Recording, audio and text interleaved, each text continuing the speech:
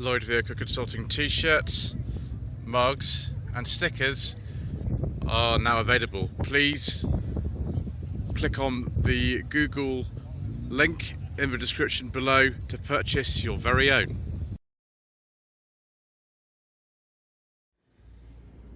Good morning. Today is the 28th of April and it's time for yet another in the series of rambling, vague and possibly even incomprehensible vlogs. Fortunately, I do have my new mount today, courtesy of Desert West. Isn't that nice? I'm sure most of you will have seen that video by now because these videos are recorded more than a month in advance for most people on the channel. But if you are on the Set Toledo tier of membership and above, then of course you get to see these about the same time they're recorded, sometimes the same day, sometimes just a day or two later. So what are we going to be talking about today in this 42nd episode of Very Vague Vlogs? We're going to be talking about the Society of Motor Manufacturers and Traders and the annual test day that happens at the Millbrook Proving Ground in Bedfordshire. I'm sure by now you've seen a few of these slightly shambolic SMMT reviews that we did whilst we were there, which was early this week. I was very blessed to be accompanied once again by Mr. Bill from the Fuel Power channel, formerly Walls Wheels but now Fuel Power, and his lady friend, Lady Corbell Holmes, who were helping me to film. Now, it would have been possible to do it without them, but it would have looked terrible. The Seat Leon Cupra R, that you would have seen the Mark I version, which is part of Seat UK's heritage fleet, that was actually on the Sensible Secondhand Classics thread because it fits very nicely within that. Everything else I filmed was a brand new car. It fits very nicely within the Sensible Secondhand Classics remit because it is an emerging classic and it's over 15 years old. All versions of the Mark I Leon are now over 15 years old. So I felt perfectly fine to do that, and you didn't see him, but I had Sam Skelton in the car with me, who is from Kelsey Media Publications, and it was a bit strange really, and also to be kind of going around these very familiar places I'd seen on television and film, but also being there myself, just surreal really. So the Society of Motor Manufacturers and Traders is pretty much exactly as you'd expect. It's an organisation which collects together all the people who sell cars in this country, both on the basis of a car brand and also the retailers. And so that's how they, get together all these figures that you see we talk about every single month. The chap who's in charge is a gentleman by the name of Mike Hawes, and actually at the SMMT test day, he gave a briefing about new car sales over the last sort of 10 years or so. And he said exactly the same thing that I've been saying for absolutely ages, which is that the rise of electrification is crazy. I started the channel in 2018, just over 3.5 years ago actually no, just under now, because sorry, I get confused. Yes, it is just over. Sorry about the confusion. It was a Peugeot 806. I'm doing one of those in a while. Local plates, of course, to here.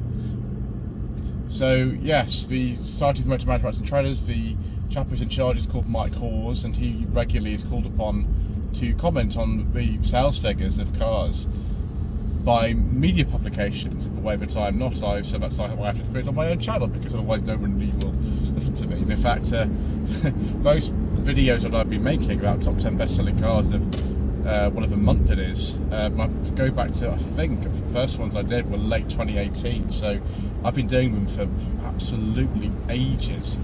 But he's the one who's called upon to comment on them, and he said the same sort of thing.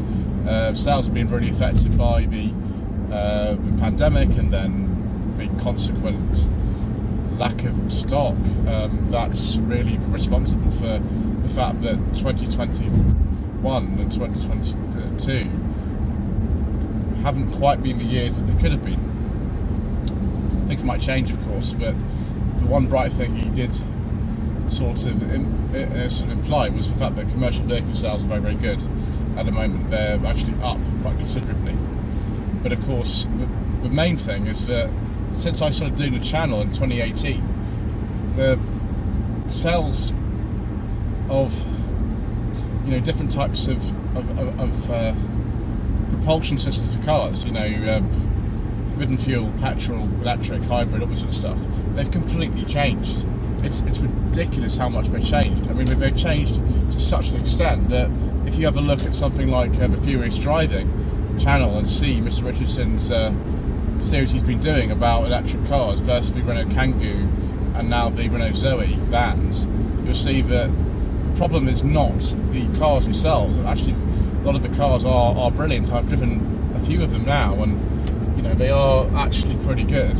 It's the infrastructure that's not there, and he was kind of talking about that. But just to see the graph of electric car sales in 2018 were absolutely minuscule. They were not a significant proportion at all of the total car sales in this country. They just really were. They were a sort of non-event. But it really sort of changed, I think, with one car that I was very blessed to attend the press launch of as a guest on the Planet Auto channel, and that was the MGZ SCV. It just suddenly came. There were other affordable electric cars that were around at the time, particularly the Zoe. That had been around for a long time. My uncle's owned 2 Zoes. I remember going in it with him about maybe 2015, 16. We had a go in his Zoe, and that had a range of like 70 miles or something. It was really just a bit of a toy because he could charge it at home and everything, but he couldn't even make it sort of there and back to Leeds, where he sort of did some work from Sheffield. So it was a bit useless, really. He had to use his lady-wife's car or his daughter's car to make a lot of the journeys. So yeah, he enjoyed having that, and that was great. But now we've got ranges of 250 in an average car, like an MG5 EV, or far bigger ranges with things like the Teslas and the Honda Konas and the new Kia Niro and things like that. It's just completely changed. They've become more affordable. When the ZSEV was launched in 2019, there was a special promotion going on whereby you could get the lesser of the 2 models for about £22,000, I think it was. What everybody bought though is the exclusive. That was £24,000. I am hoping though to have a go in a facelifted one soon, because it was launched in Adelaide last year, and actually whilst we were at the SMMT driving day at Millbrook, or test day I think they call it, we actually did have a go in one of those. I don't drive, but Mr. Bill from Fuel Power actually drove it, and it will appear on the Fuel Power channel, but I was there. It's the first time I've ridden the new version, and it had all the qualities of the old one and all the qualities of the facelifted petrol versions of that car, but just better. Like it had 2 USB ports and 2 USB-C ports. It had an incredibly good infotainment system. It has more range. It has a rear armrest, all this sort of stuff, and it's a very impressive car. And because all the manufacturers are there together at the test day, you could pretty much have a go in whatever it is that you want to have a go in. There were some exceptions. For example, Dacia and Renault weren't there for some reason, and Mazda, I don't think generally attend those events. I don't know what the reason for that is particularly, but I'm just very blessed that actually I've been contacted by someone who works at a Mazda main dealership, and so I will be able to, hopefully at some point this year, bring you, and delayed from 2021, three jacket reviews on some brand new Mazdas. They're very happy to do it when they've actually got stock, and they just don't have much stock at the moment because dealers just don't. So that's been delayed a bit, but it will happen. But we drove quite a few cars. There were new models there, like the brand new Vauxhall Astra was there, the brand new Kia Niro was there, the brand new Genesis GV60 electric car. Now, you might have actually seen a short I did on that video there, because I didn't drive that one. It was a static exhibit, but I did drive another Genesis model when I was there, the G70, which is absolutely fantastic to do on the Alpine Hill route, that you might have seen in some of the older sort of things like Top Gear and things like that from the 1990s, and the Casino Alpha, of course. So I also drove the Suzuki S-Cross. It's still badged the SX4 S-Cross, but for some reason the marketing in this country doesn't call it the SX4 S, which only wants the S-Cross. I don't know why. Who knows? Then the Toyota Yaris Cross, which was something that I think was quite popular when Planet Auto had one, so I had to go in one of those. The brand new Skoda Fabia, that's something I really wanted to do, because I'm quite a sort of fan of Skodas. I always have been for many years, and that was a really good car actually, the new Fabia. I would have preferred a different trim level personally than the one I drove, but again took it around the Alpine course. Then the Alfa Romeo Quadrifoglio,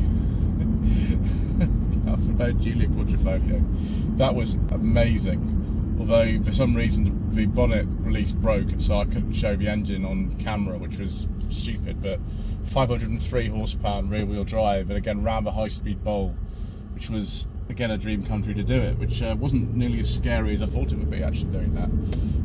That was pretty good. Then the Seat Leon Cupra R, the heritage car that I mentioned before, and that was pretty good as well. I very much enjoyed that. So we had a pretty good time actually, driving all this sort of luxury stuff, and you know, SUVs and super minis and all this kind of thing. And it's just a day when a lot of journalists and manufacturers get together and they get to try things out, what they want to do. Mr. Quirt from Planet Auto, he had to go in a lorry and a Unimog, which wasn't my sort of thing. Fuel Power, they reviewed some of some different cars. Well, Mr. Bill had to go in an Alpine. Lady Corbell Holmes wanted to do a Volvo, and so she did the new Volvo. I think it's called the C40. It was really good. So yes, a very enlightening day for many of us, and just a superb chance to get cars otherwise I just wouldn't be able to get and review. Although it was pretty tiring, very intense, doing 6 reviews in a day. And Mr. Bill and Lady Corbell Holmes also did 6 videos, but one was a walk around. So we absolutely made most of every single moment we were there. And I hope you've seen the fruits of our labour so far, and you enjoyed it. Anyway, thank you so much indeed once again for watching this very vague vlog number 41. I do hope that you will like this video, leave a comment below, and we will see you again soon for more rambling and possibly completely incomprehensible videos.